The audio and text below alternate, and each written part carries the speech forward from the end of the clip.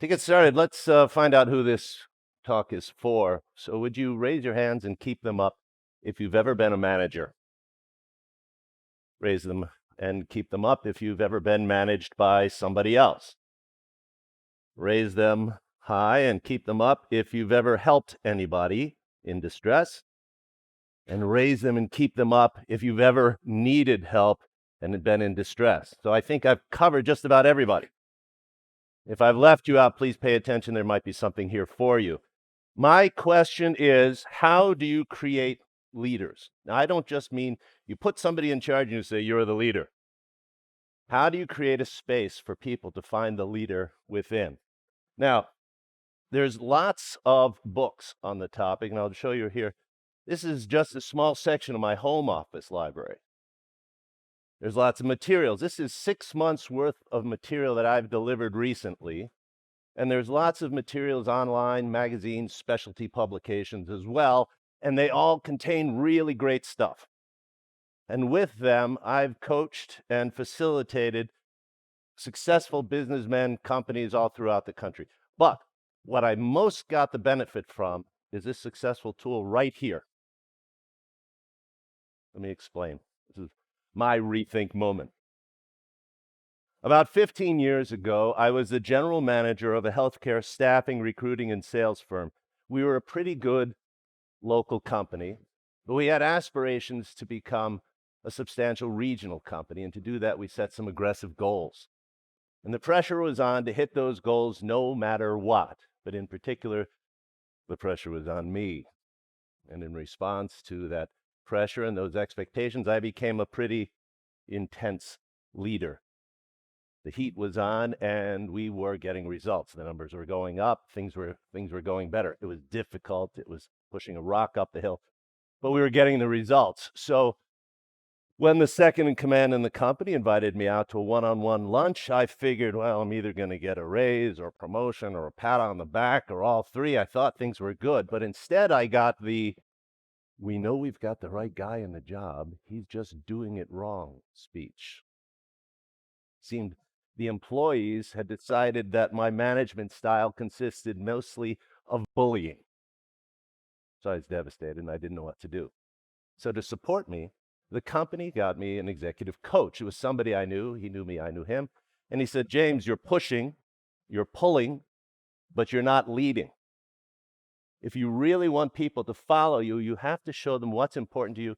You have to be vulnerable. You have to share something of yourself. And I nodded my head as if I understood, but of course I didn't. I went back to the books, the training materials, and the curriculum because I thought if we'd been getting the results, we must be doing something right. But deep inside, I knew that people were working for me, not with me.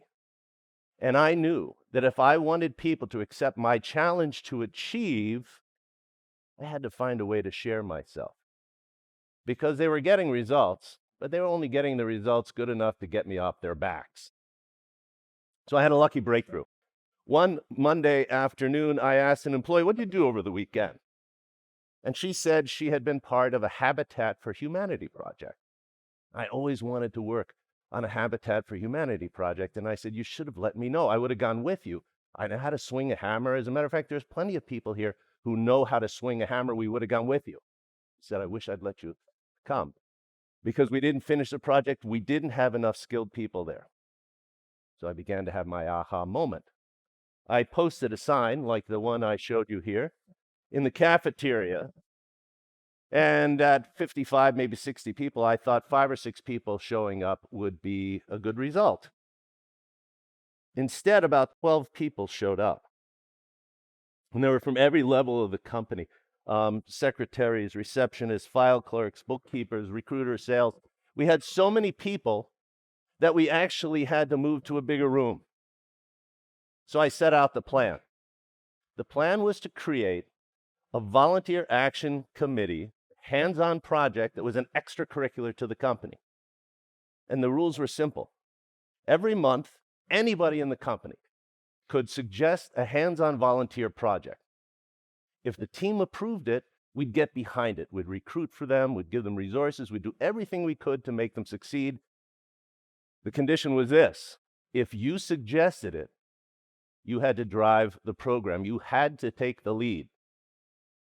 We got silent for a moment, where people realized that if they named it, they claimed it.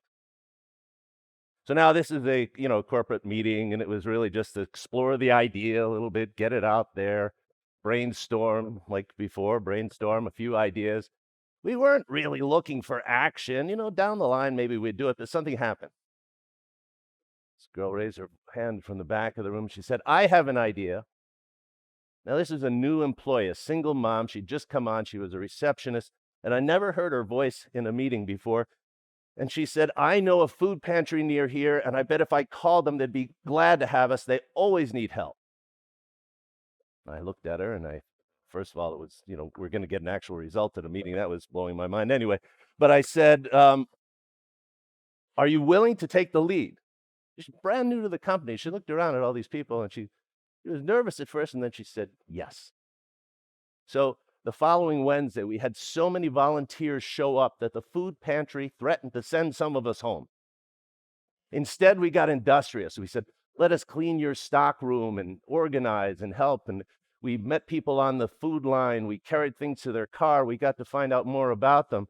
And I was so proud of my team and how well they all worked together. But the thing that got me was I found out that this little girl who'd invited us here that day, before she got the job with us, this single mom had been a patron of the food pantry. That really hit home. So the volunteer committee was a success. Everybody had heard about it, and every month we started doing a different project, and there were a lot, and they were good. They were, we packed school supplies in backpacks and sent them to children down affected by Hurricane Katrina. We learned to knit so that we could knit comforters for women in the battered women's shelter. Unfortunately, we had to do that too often. We became pen pals and packed care packages for friends and relatives who were troops scheduled over in Afghanistan and Iraq and all places east. We became a machine, and it seemed like we had great results with very little efforts, totally different than the way things had been running before, and we never took advantage of the company. This happened before, in between, and after hours. We had a success. But during this period, I also noticed that my relationship with my employees started to shift. I still had to set goals and hold them accountable. But now when I called them into the office, I would explain what we were doing in terms of the bigger structure. I began to ask instead of demand. I began to realize what people could achieve when they were honestly motivated. And we began to have a unified vision for the company as a whole. We were having fun on these projects, by the way, and the fun spilled over into our everyday work. We began on Friday afternoons. I'd pull the team together and I'd talk about our results so far that week and what we needed to do before we went home. And I had to stand on a desk to see and be heard. But instead of cajoling and complaining, I was thanking and acknowledging. And we used that time also to update the volunteer committee. And we had about a 99% enrollment. People were actually taking part, almost everybody in the company. But there was this one guy who didn't want to knit. He didn't want to write pen pal letters. He didn't want to hand out food. He was just all on his own. But he heard that the food pantry was having a hard time finding two things: peanut butter and tuna fish. So he came to me and he said, and we knew this about him, he was a gambler and a game guy. So he came to me and he said, suppose I ran a 50-50 raffle. 100% participation. But during this time, we also helped one of our own. I noticed that one of my employees was, her performance was beginning to slip. She was coming in late, her work product wasn't so great, and her usual upbeat attitude was beginning to slip. And I called her into the office. Instead of my old way where I'd say, "Clean up your act or you're out of here," I said, "Honestly, tell me what's going on." And she said tearfully that her husband and she had bought a 2-flat on the south side of Chicago, and they were fixing it up, one to live in, one to rent. As new homeowners, they had no idea what they were in for, and they were seriously behind. They were sleeping on a pull-out bed in her mom's condo. So they were over their heads, close to drowning. I called an emergency meeting of the volunteer committee, and we scheduled a fixer-upper weekend. About a dozen of us showed up at their house that weekend, and we painted, plastered, cleaned, moved furniture, and got them ready to move into that house. we not only got our employee back, but we showed all of our employees that our corporate values weren't just words on the wall, that we actually valued our employees. But the full circle came around one Friday afternoon.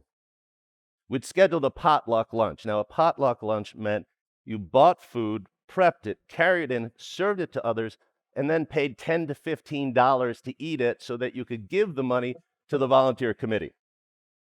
And at the time I'd been promoted, I was a general manager, but I also had training and cultural development under my belt. So I stopped by the potluck, and there were people from other companies, local companies would invite them in. We had VIPs in, and rather than go out on their expense account, they stayed in and ate lunch with us. So I stopped by, grabbed some food, went back to my desk, and the same guy who took me out to that right guy, wrong way speech came into my office, and he sat down and he said, "Good job on that potluck lunch today." I said, "Well, thanks, but I've been so busy. I had nothing to do with it. We talked about it in the committee, but one of the receptionists took it on and she did it, and the whole thing is due to her." And he says, "You don't get it. You're not listening. Good job." He said, "You finally learned leadership." As we grew the company to nearly 100 people, we organized ourselves similar to the volunteer committee. We had small teams with specific mandates. Anybody who had a passion for results, we would let them lead a micro project, and we would give them the tools they needed to succeed. We learned a lot of lessons. Leaders learned that sometimes you had to lead from behind, and sometimes you had to be able to be led. Right? We learned that if we were always seeking the spotlight for ourselves, we were leaving other people in the dark. We learned that we got better results rather than being a shining star, but by being among stars. My office became the hub of a wheel of progress rather than a grist mill grinding people down and spitting them out. We learned that we should set up a place for people to be their best and then get out of their way. And during the time that we ran this volunteer committee, we grew the corporate gross sales by 500%. We went from being a pretty good local company past a regional company. We were the national industry leader with big box chain stores as clients and national healthcare institutes. We still had the books, the curriculum, and all of that stuff, and we did pretty well by them, right? But if you were to ask people, what's the most successful department in the company? They'd say, well, it's not actually an official department. And ask people, what was the best leadership training program you took part in? And they'd say, well, it wasn't a leadership training program per se. So after years, and in closing, I've coached hundreds of thousands of people by this point. I've had great results, great success.